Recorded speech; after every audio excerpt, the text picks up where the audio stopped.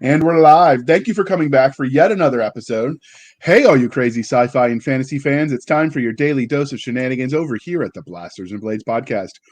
Just three nerdy veterans geeking out over our science fiction passions and fantastical fantasies. A place where magic is king, the sky is the limit, and space is the place. We are the podcast that puts the fun in dysfunction. And just a little bit of housekeeping for you, dear listener. Dragon Award, as we record this episode, just concluded. Congratulations to everybody that won. And as of with that, Doc will probably take a week or two to recover her voice. She sounds like she swallowed a squirrel and it ripped her vocal cords on the way down. Not very pleasant. But as soon as she's recovered, she'll be back to regularly host with me. And I look forward to it, as I'm sure you do as well. But now we get to talk to the man of the hour, Mr. David Carrico. Can you please introduce yourself to our listeners? Hi, my name is David Carrico. I've been a science fiction and fantasy fan for a long time, as you can tell by looking at me, and I've been a professional author since 2004. Short and sweet. I dig it. So you're not going to tell us about your long walks on the beach and, candlelight dinners and such? Okay. No. Be professional then. All right. So the next part of the introduction, dear listener, is how we found the author. And this one actually came to us through the public relations person over at Bain, Mr. Sean Korsgaard. I asked him for some names because we had some cancellations, and he hooked us up with David, and he sat on our panel about paranormal creatures, and the rest, as they say, is history. His book sounded intriguing enough during that interview that I knew we had to have him back. And so we set it up, and here we are. So thank you for coming back. I'm glad our insanity did not scare you away. As insanity goes, you guys are cool. Well, that's good. We aim to please. All right. So now the religion question. You didn't have to do this last time because we were on a panel, but sir, Star Wars, Star Trek, or Firefly? Trek. I'm old school. Oh, why is that? I'm old school. Okay. Was it Star Trek was the first real science fiction show I remember watching, so it's always been. Who was your first captain? Yeah. Was it Kirk or Picard? Kirk. Old school, Okay. Man. 1960s. Are you old enough to remember Captain Pike from season 1? Yes. Okay. I've watched some of the old episodes. They aged surprisingly well. So, yep. because we are polytheistic, Game of Thrones, Lord of the Rings, or Wheel of Time? Lord of the Rings. I'm a Tolkien I mean, it geek. is the creator of all that followed, or at least the inspiration. Yeah. We truly stood on the shoulders of giants with that one. Yep. So what was your first love, though? Was it sci-fi or fantasy? I'd have to say science fiction. That's what actually sucked me into the multiverse and got me hooked on the genre, so to speak. So what was your first memory of engaging in science fiction then? Ordering Andre Norton's book Cat's Eye from the Scholastic Book Club when I was in 6th grade. That was the first real science fiction that I ever read. And for the next few years, I haunted the libraries and read everything by her that I could find, and then also by Heinlein. So that was what got me hooked, and I'm still hooked a lot of years later. I still have fond memories of the Scholastic book fairs. I wonder if they still do those. That's a good question. We'll have to investigate that. I think the book fairs still happen. I haven't seen one in a while, but I think they still happen. I hope so. That was a formative experience for many people. So what is it about speculative fiction and the umbrella genre and science fiction in which you write and are such a fan? What is it that you love about the genre? Just the sheer scope of mostly the world building, but being able to tell stories that involve very different creatures and being able to tell stories in very different locations has always been part of what pulled me in and part of what I still enjoy today. Okay. how did your love of speculative fiction transition from just being uber fan to I'm going to write my stories in this space? Like, how did that happen for you? I was not one of those kids that knew in fourth grade or sixth grade or eighth grade that I was going to be a writer. In fact, uh, I adored good writing, and I tremendously respected good writers like Norton and Heinlein, but I never thought I could be one. In fact, I was absolutely convinced that whatever spark it took to be a writer, God didn't give it to me. And it wasn't until I guess I was probably about 26 that I finally started uh, down the road of writing. And that's actually a long story. I don't know if you want to get into it or not, but yeah, it took Sure, me. we got time. Okay.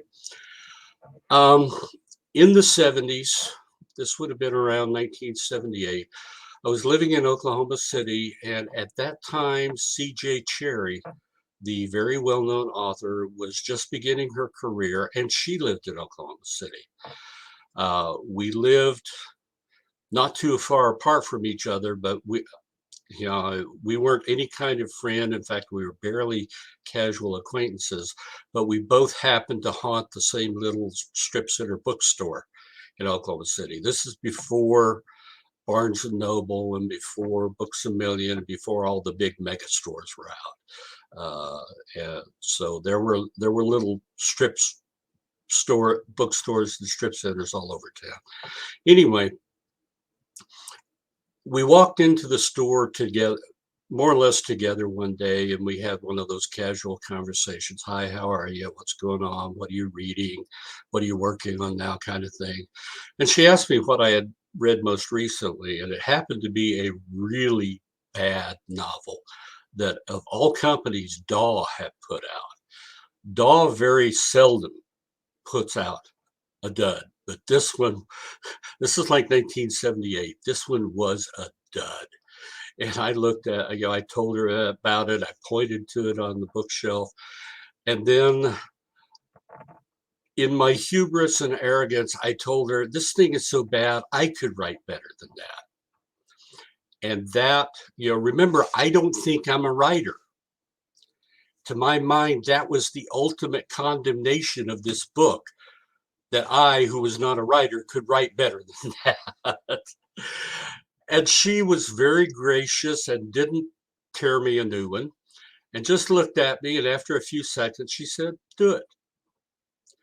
And that was a moment of epiphany for me that, oh my God, here's a potential Hugo winning author standing in front of me telling me I might be able to write.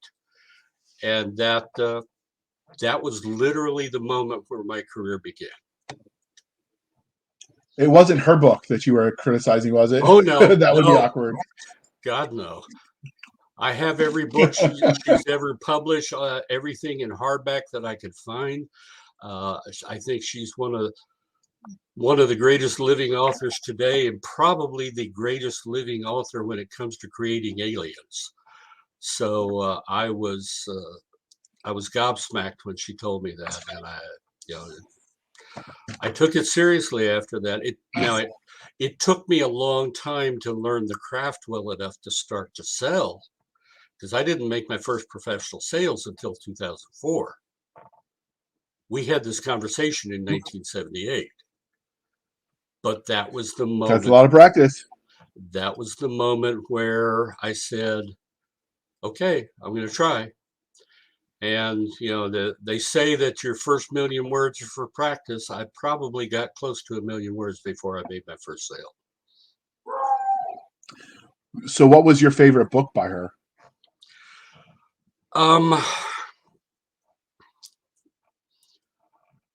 I would have to say,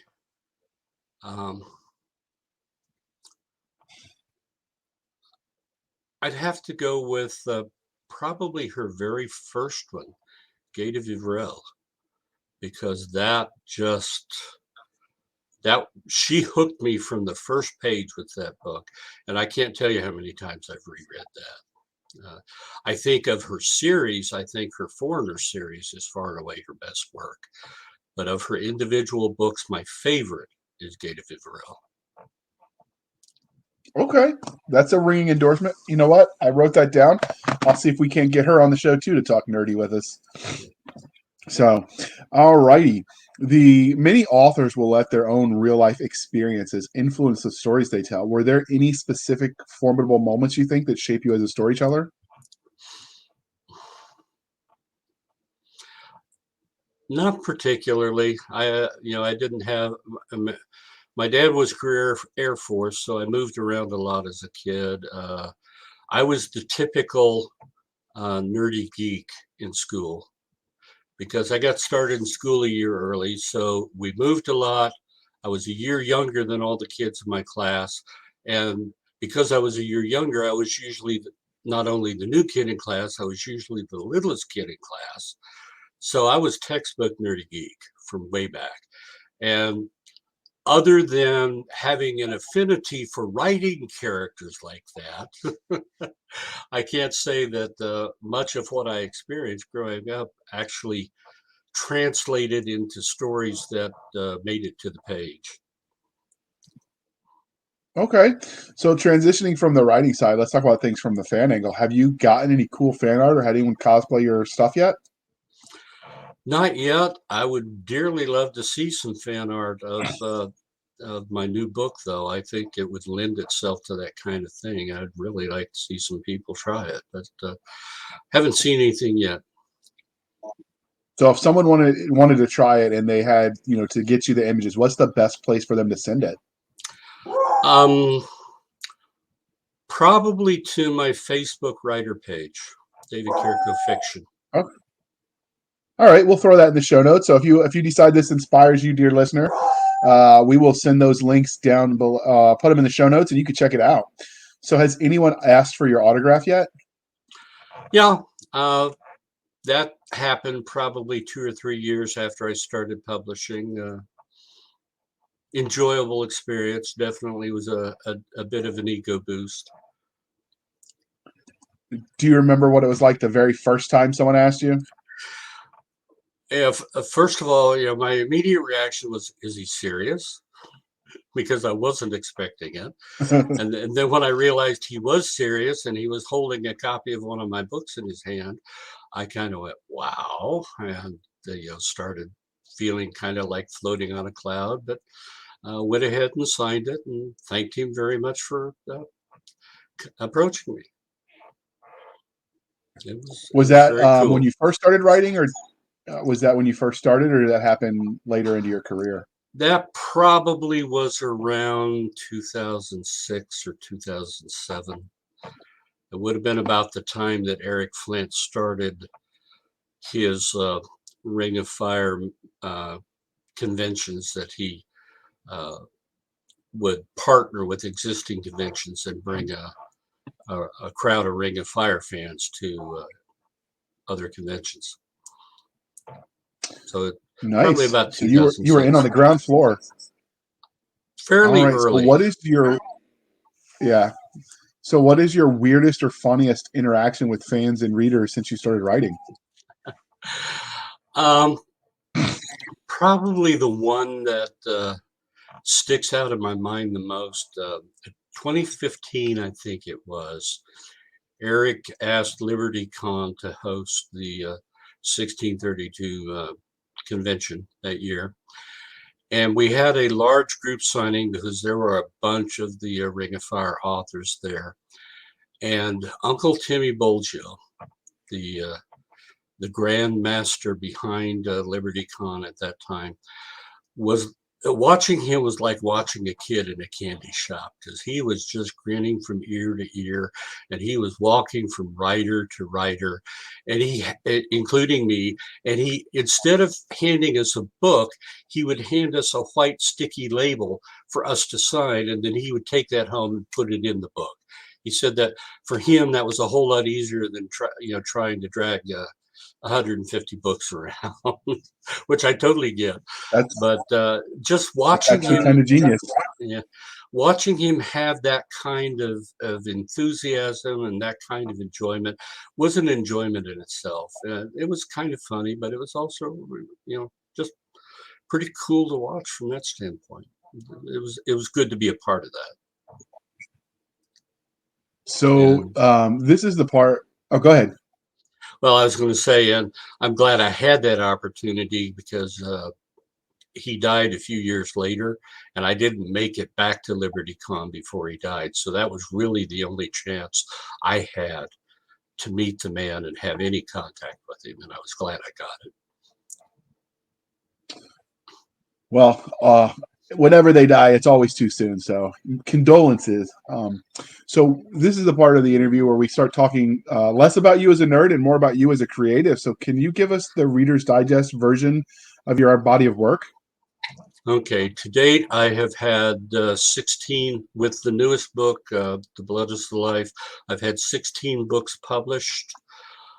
They break down into alternate history, epic fantasy, space opera, and now with the latest book, um, urban fantasy. Half of the books from two publishers are laid in Eric Flint's 1632 universe. That's the alternate history books. The space opera was laid in Eric's Jiao Empire series. I got to pick up and help finish writing The Span of Empire after Katie Wentworth, his original co-author, died. And let's see, the rest, the epic fantasies, there's 6 of those. And then the latest one is the urban fantasy from Baen. Okay. Well, all those sound fascinating. Today we're going to talk about The Blood is the Life, which is your newest novel. So where did you get the premise for this story? How'd you come up with the idea? Okay, here's another unusual story. The origin of the story goes back quite a ways. It was actually late 2009. I had just finished writing what I thought was a significant writing project, and I was sitting in my office one night, brainstorming, trying to figure out what the next thing was that I was going to tackle. And like every writer I know, I read a lot. I read a lot of different stuff, and consequently, my head is packed full of data, odd information, odd facts, weird facts, and that all starts bubbling to the top when I'm trying to brainstorm. And in the middle of this brainstorming session, my mind gives me, of all things, a verse out of the Bible. In the book of Leviticus, I believe the 17th chapter, there is a verse that paraphrases something like this: "You shall not eat blood, for the blood is the life and is sacred to the Lord." Now, I'm not an expert on anything involving Jewish society, culture, religion, history. I respect it, but I don't claim to be any kind of expert on any of that. But I do know enough to know that that particular verse is the cornerstone of what they call the kosher laws.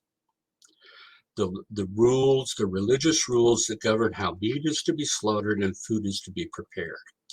And it's really a big deal in Jewish society, particularly for the Orthodox Jews.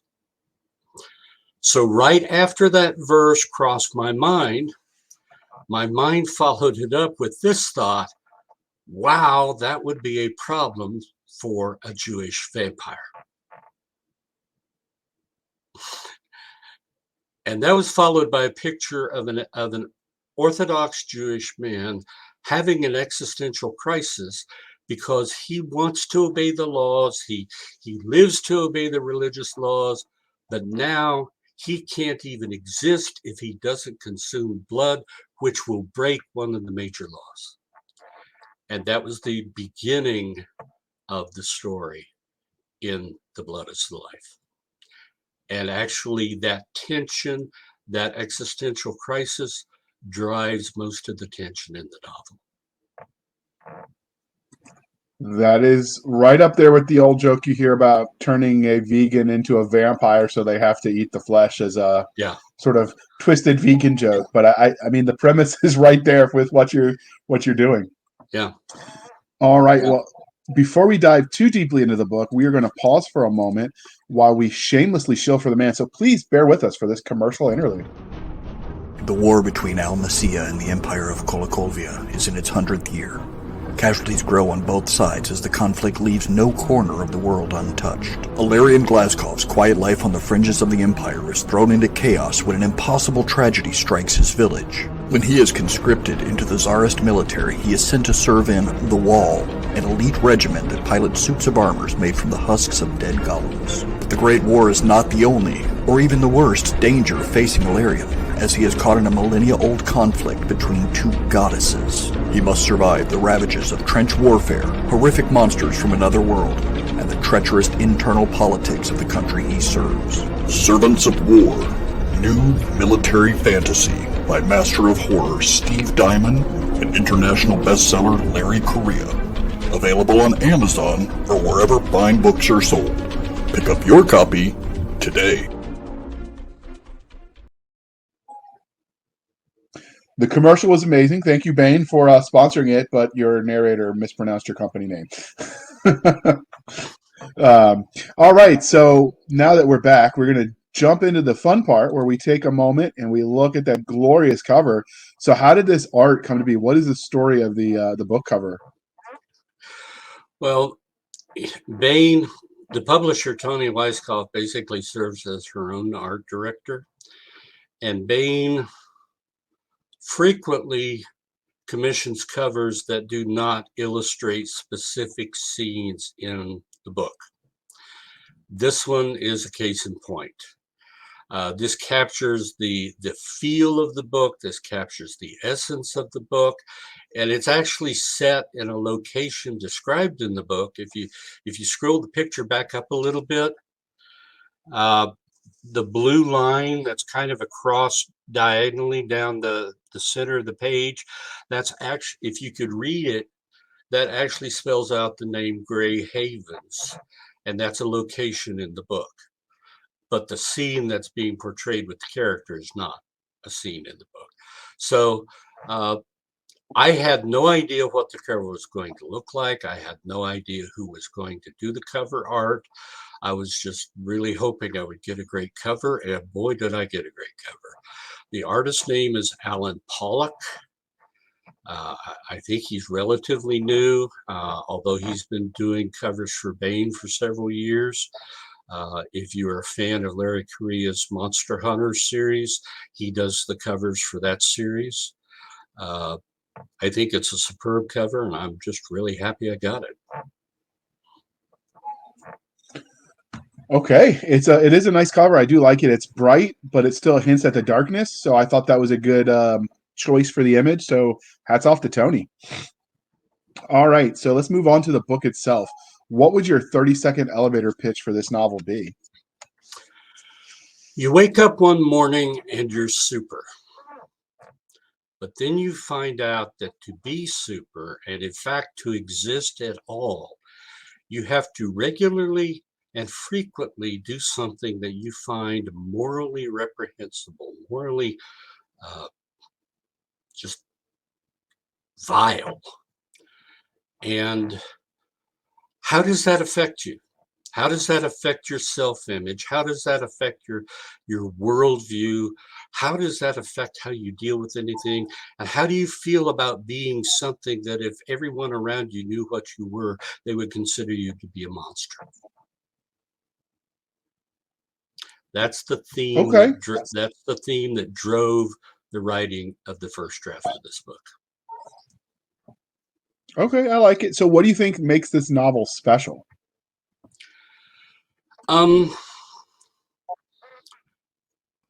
Two aspects. Number one, I find it very interesting to deal with the conflict between faith and an irrevocable change that takes you in a direction that you think is repugnant. I find that very interesting. And secondly, I I don't follow all of the normal vampire tropes with this story. I kind of almost follow Anne Rice in that in this story, vampirism is not supernatural. It's a physical condition, but it's not supernatural, that they're not undead.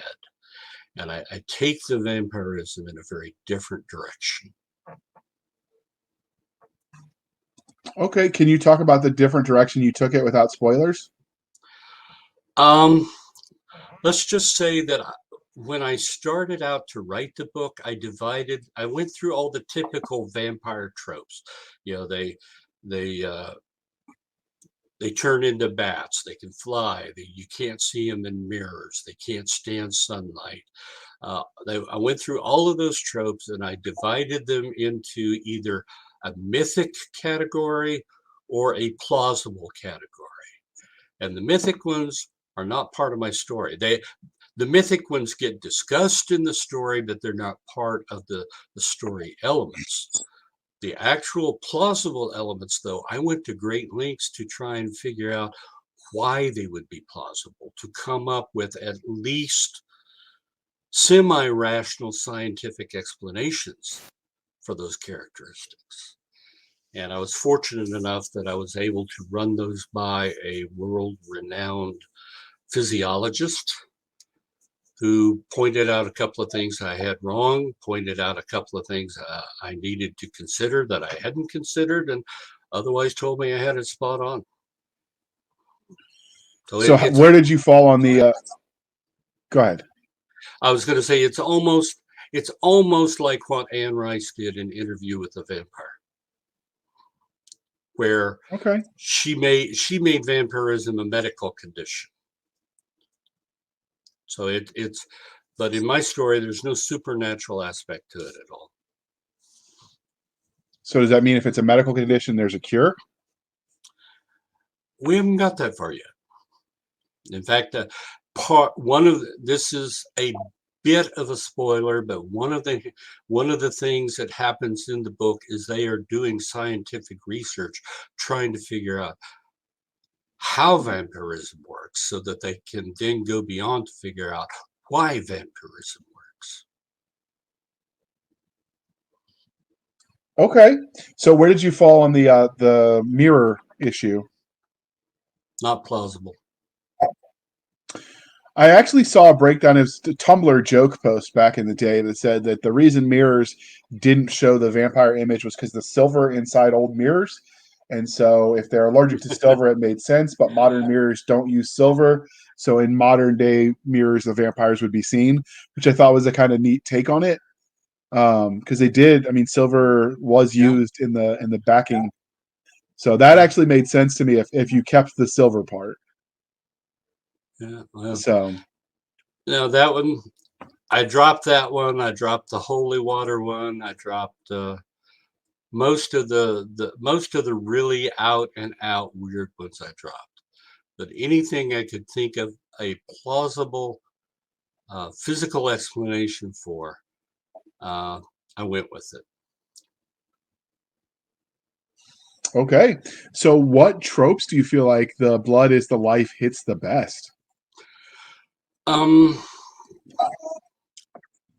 supernatural strength. I mean, the seemingly supernatural strength, the speed, the hunger for blood is definitely there.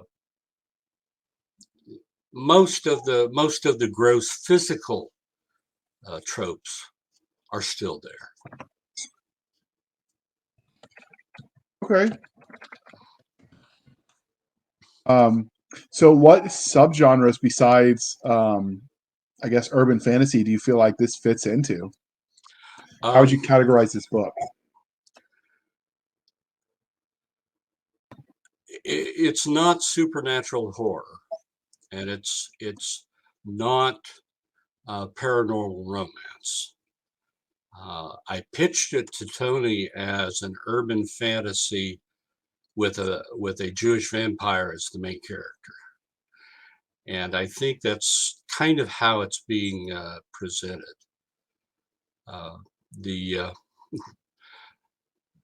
one of the comments that we got from one of the earlier readers, M.A. Rothman, actually said something about what's not to like about the Equalizer being a vampire or something like that. So that's kind of the tone of the book. Rothman is one of the guys that we were trying to get on the show, but man, that guy is crazy busy and hard to pin down. Yeah. He's a nice guy though. I like him. Yeah. So let's talk about the story itself then. So why don't you tell us more about your main character? We know he's Jewish. You said specifically he was Orthodox Jews. His name is Haim Khan. He's 18 when the story begins, and he was raised an Orthodox Jew. Now, when the story begins, he's moved out from home. He's going to college, and he's not under mom and dad's thumb anymore. So his life has strayed a little bit, but he still thinks very Orthodox, and he still reacts very Orthodox. So when he has the experience that turns him into a vampire, it hits him very hard. This conflict with the religious law really hits him very hard. And the story actually begins with him trying to talk to a rabbi about the problem and having this existential meltdown in the middle of the conversation. And the story, Okay. the story basically, the first part of the story deals with him finding out what he is and then beginning to come to grips with what he's become. So what do you think makes him stand out in other against other characters in other vampire?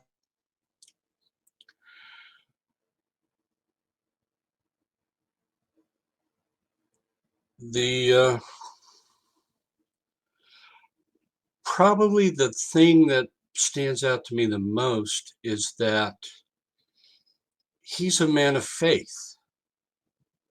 He's not skeptical about it. He is a man of faith.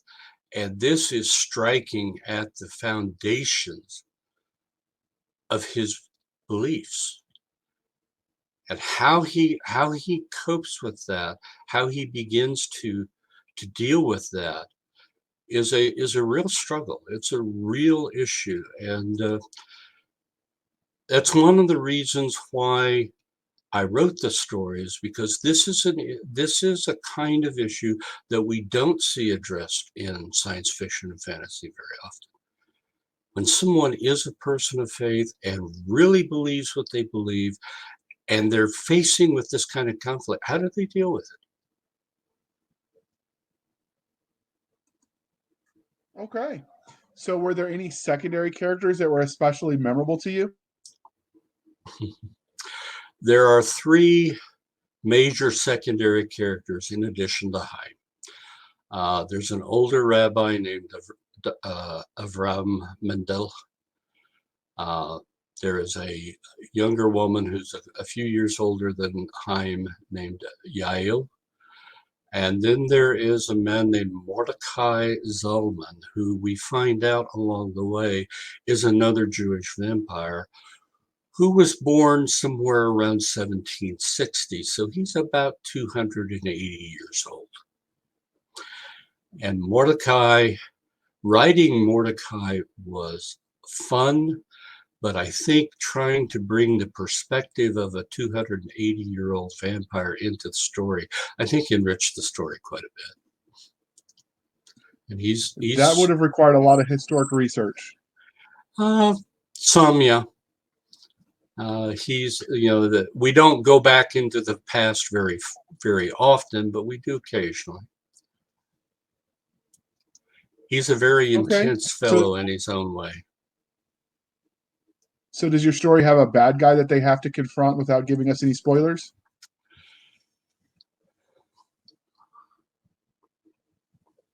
Bad guys. There's 2 of them. They're not related to each other. They're not connected with each other.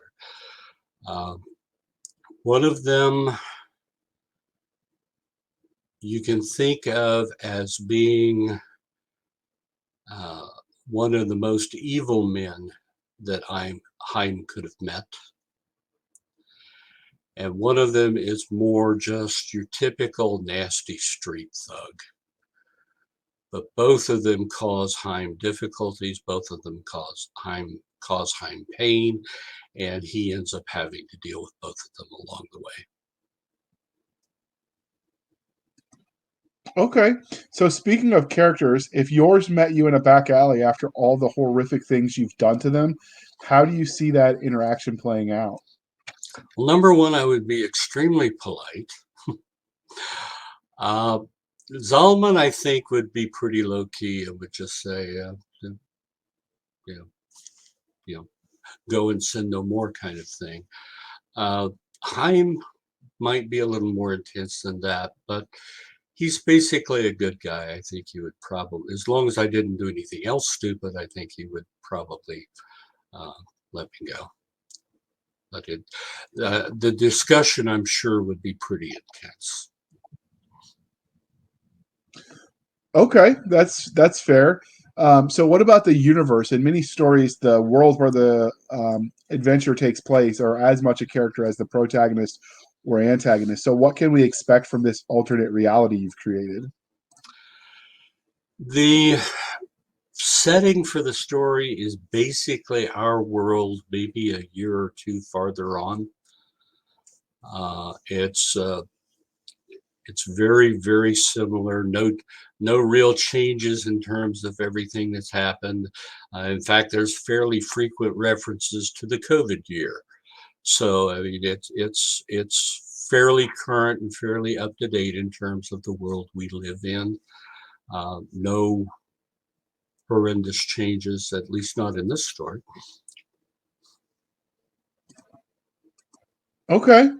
Well, whenever you add extra stuff to the element or to the universe, you never know what knock-on effects that would have and what that would change. Since if vampires have been around for a while, there's all kinds of potential secret histories we don't know about that could change the course of events. Potential, but you have to read the story to figure out just how much of a problem that could be. So if No, there are vampires in this, go ahead. I was going to say no hints. Okay, if there are vampires in this world, are there other creatures as well, or would that be a spoiler as well? I'm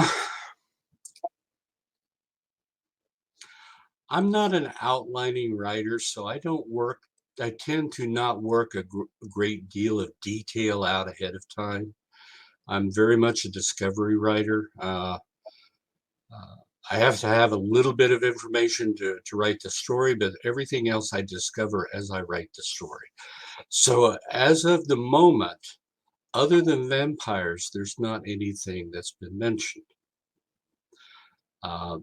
And as of the moment, other than non-supernatural vampires, there's nothing that has been mentioned that could be a supernatural aspect. Now, does that mean there could be? Yes, it means there could be. But it also means I haven't written it yet, so we don't know. Okay. So the blood in the life right now, the blood is the life, excuse me, right now is a standalone, but is it going to become part of a series, or what? Is there more coming? The story is complete as it is. I mean, I told the story I wanted to tell. There is no part of the story arc that I didn't write. Having said that, I left some loose ends. So, although it's not intentionally planned at the moment, the potential exists that there could be at least one more book that could follow this one. Whether that happens or not is probably going to depend on Toni Weisskopf and how well the book sells. I would really like to have a conversation with Toni in about 2 months where she calls me up and says, well, how soon can you give me the sequel? But for her to want to make that phone call is going to require people to buy the book and read it and review it and say good things about it. So all of you out there who read it and like it, please put reviews out there so other people will buy it. Okay, so every literary universe has its own internally consistent rules of science and technology. So what can we expect from these books? Because it's set in a timeline that is essentially our own in terms of technology, probably not much different than we have now. At this point, I mean, the heroes are walking around carrying Glock 40s, which is a top-of-the-line Glock pistol that is available today. So that's kind of the benchmark. What we have today is what they have at the moment. Now, if I get to write additional stories, that might change, but I'm not anticipating it changing drastically, because the difference and the strangeness in this story is not going to be the technology, it's going to be the people. Welcome back. All right, sorry about that interruption, dear listener. I had to pause and edit out some barking dogs. Elvis says hi. We talked about the tech being set in the modern world as what we're used to now. If you could, since you couldn't, the tech is the same, that doesn't really apply the question normally we ask. So instead, if you could be a vampire as you created it in your world, would you take that? Personally, no. But I can What see is it about it? I Go can ahead. see where some people would, because they're going to have extended lifetime. They're going to be strong. They're going to be, by normal human standards, they're going to be incredibly healthy and strong and fast and all of that kind of stuff. I can see where people would see some advantages, but for me at this point in my life, no. Okay. So how did you go about, you've talked a little bit about, you looked at some of the classic tropes of vampirism. So can we talk a little bit more about how you created your version of the vampire? Was there any specific research, or did you just sort of scattergun all of the different tropes you could find and then start narrowing it down? Well, the process was basically what I described earlier. Once I weeded out all of the mythical tropes and boiled it down to a list of things that I thought could be plausible, then I had to sit down and figure out, why was it plausible? What was the physical explanation within the physiology of the body that could produce a superhuman being infected with this modern vampirism? How would that work? How would that physiology work? And there's aspects for the liver, there's aspects for the pancreas, the eyes get a lot of attention. The why they're so incredibly strong gets explained, and it all hinges on the consumption of blood. So it's all, at least on the surface, scientifically plausible, but it all hinges on they have to consume blood, and they can really only consume blood with a couple of emergency exceptions. And trust me, according to Dr. Rob, this is plausible. So do you cover that it has to be human blood, or will any blood do? Yeah, it has to be human. And you give a reason for that in the book if readers care to dig in? Now, I don't dwell on that. I mean, there's not massive, extensive scientific info dumps. There's enough explanation that Chaim begins to understand what's happening to him, but we don't get into the scientific super picky details about molecules and stuff like that. It's very high level summary discussion. Here's what's happening to your body, and here's why you're changing, because these things are happening. But yeah, it's in the book, and I tried to do it in small enough dumps that it doesn't break the flow of the story up much. Okay. So you've obviously written outside of this story universe. So take this one more broadly about all of your writing. So when you go about creating magical creatures and aliens in your fiction, how do you generally do that as a creative? Do you let nature inspire you? Are you, motivated by nightmares, or you make stuff up out of whole cloth? What's your normal process when you're creating these? Well, the only other book where I've done extensive writing about non-humans is the space opera, The Span of Empire.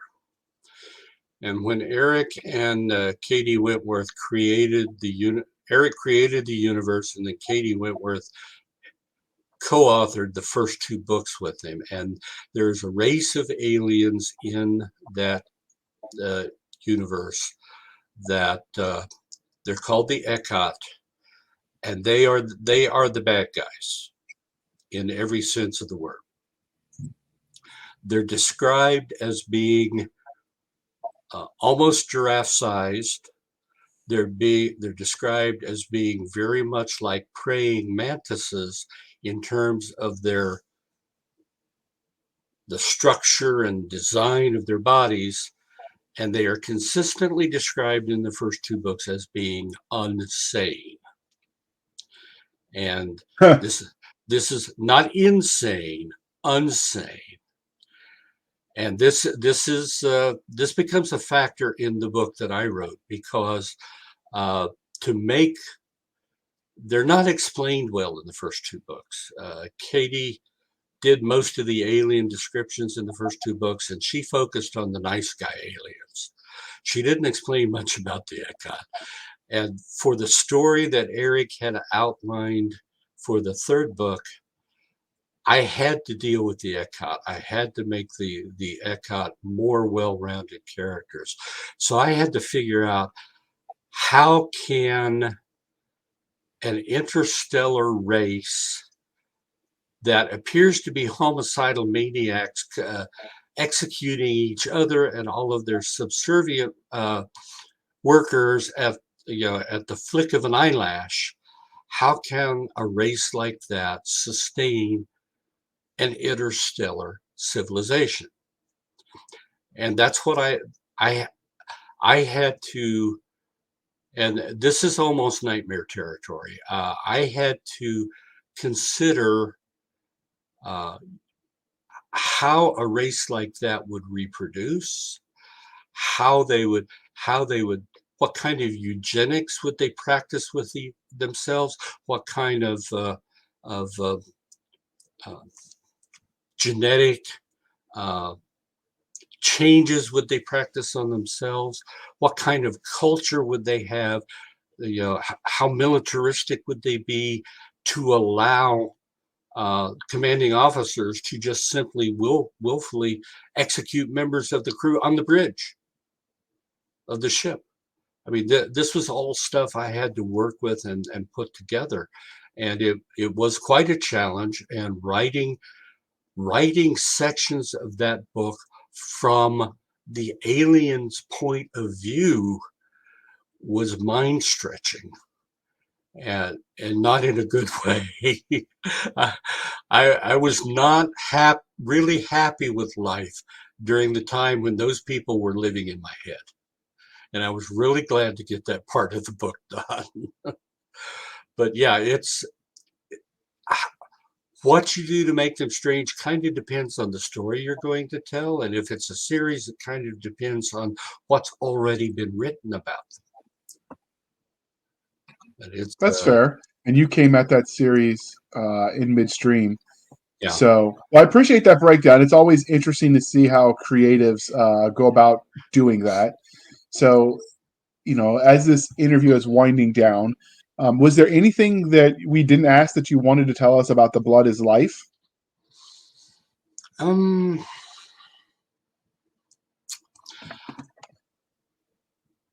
toward the end of writing the first draft, I've already described the theme that was driving the writing in writing the first draft. But toward the end of writing the first draft, I had to stop and read back read back through what I had written, because I needed to remember how I had handled a particular story element early on. And I surprised myself by coming to the realization that I had written a coming of age story. That wasn't part of my original intent. But when I chose the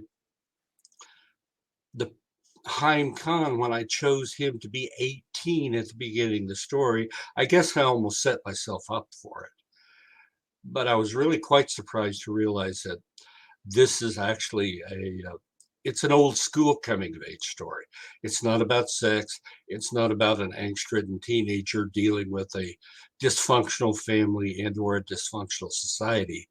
It's about what happens when a young man has irrevocable changes made to him and how he comes to grips with it.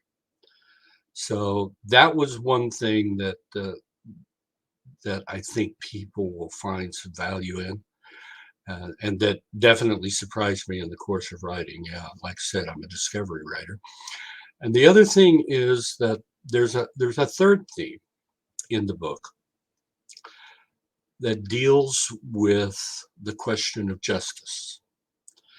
There are several conversations in the course of this book as Haim deals with what's happened to him and then begins to deal with issues affecting him and others around him. You know, what is justice? Is justice an absolute? Is it a relative? Is it something that can only be defined and imposed by society? Or can we make our own justice as individuals? Those kind of questions float throughout the whole book. And I hope those are things that will cause people to stop and think a little bit along the way. Okay. So because we mentioned that you mentioned that you're not Jewish, but you wrote a heavily Jewish character, which is more than Jewish, is extremely Orthodox. So they're going to be deep in the faith. What steps did you take to get those facts right? I mean, I think sometimes we can take sensitivity too far, but obviously you want to honor the root culture. So how did you go about covering that? It was important to me. You know, I greatly respect Jewish history, Jewish society, Jewish culture, and Jewish faith, Jewish religion. I respect all of that. And it was important to me, because of that respect, that we do it right, that I get it right in the story. And I actually, when I got to the place where I was ready to start writing, I actually stopped for a couple of days and thought about whether I should write it. Not because I was worried about some Twitter feed accusing me of cultural appropriation, but because I wanted to reflect my respect and I wanted to get the story as right as I possibly could. And I ultimately decided to carry through with it because although I am not Jewish, I am a man of faith. And my faith, because of that, because of my faith, I felt I could understand the impact of this change on Haim's faith. And I felt I was able to write the story from that point of view because of that. Once I finished it, I contacted Jewish friends and asked them to read it. And then when I submitted it to Tony, she had some additional Jewish contacts that she had read the book. And there were suggestions made, and there were changes made and revisions made to the story to try and make it as authentic as possible for the kind of story that it is. It does not heavily dwell on Jewish doctrine or Jewish ritual practice. But it does deal with how Jews would feel about these kind of issues. And by the time we got it, sent it off to the printer, I think there have been a total of at least 7 different Jews, some of them Jewish authors, who had read the manuscript enough to understand what was being attempted and to give us feedback on how well it worked. I took this very, Okay. very seriously. Okay. So the other question we like to ask is, what age range would you say this story is suitable for? You mentioned coming of age. So how old would someone have to be for this to be an appropriate story for them? There's no gratuity. In fact, there's no real sex in the story at all. So from that standpoint, it's fine. There's very little vulgar language in the book. There's a little bit, not much. So basically, I would think the average 13 or 14-year-old could probably read it. I would think a precocious 10-year-old could read it. And I don't think, most parents shouldn't feel any concern about allowing, if a child wants to read it, particularly a teenager. I think they would be fine to go with it. Okay. Well, this is the part of the interview, dear listener, will remind you that writing is a two-way street. We write them, you read them, and part of reading them and helping spread the good word to get more of the books you like is to share your thoughts in the form of reviews. So please be kind and speak your mind on the reviewing platforms. Your reviews help the right readers find the right books, and they really do make a difference. So we would greatly appreciate it if you reviewed it. Where all fine books are sold. This was published through Baen Books, so you can get it at Barnes & Noble, and all the other bookstores that I probably have forgotten their names, Books A Million, if those are still a thing. And of course, you can get it on Amazon. But all right, so David, as we bring this to a close, can you tell listeners how they can find you on social media? I'm on Facebook. My author page on Facebook is David Carrico Fiction. I have a website, davidcarricofiction.com. Other than that, I think if nothing else, you can contact Baen and they can get a hold of me. And they do have and it's linked in the show notes, they do have a space on their platform for your bio and your books listed. So, all right, dear listener, you can find us on Twitter at twitter.com/SF_fantasy_show, Sierra Foxtrot _fantasy_show. You can email the show at blastersandbladespodcast@gmail.com. Again, blastersandbladespodcast@gmail.com. You can find us on Facebook, where all the shenanigans happen, at facebook.com/groups/Blasters and Blades podcast. Again, /groups/Blasters and Blades podcast. You can find our website at anchor.fm/blasters-and-blades. Again, anchor.fm/blasters-and-blades. We are working on putting together a proper website. We've bought the domain name. Well, Doc kindly bought it for us. And as soon as she recovers from Dragon Con, she will be arranging that. So if you wanted to help support that effort, you can support it over at anchor.fm blasters-and-blades for as little as 99 cents a month, or you can support it more directly at buymeacoffee.com/author J.R. Handley. Again, buymeacoffee.com/author J.R. Handley. Be sure to put in the comment section that it is for the podcast. Normally I would make jokes about, supporting our coffee, booze, or book addiction, but this time I'll bluntly say it does help keep the overhead. There are some expenses behind operating a podcast like this. And so every little bit that you do helps, and we greatly appreciate it. Honestly, from the bottom of our cold, dead hearts, we do. But thank you for spending some of your precious time with us. For Nick Garber and Doc Cisca, I am J.R. Handley, and this was the Blasters and Blades podcast. We'll be back next week at the same time, where we'll indulge our love of nerd culture, cheesy jokes, and all things that go boom. Again, David, thank you for coming back. It was a lot of fun. Thanks for having me. All right, you guys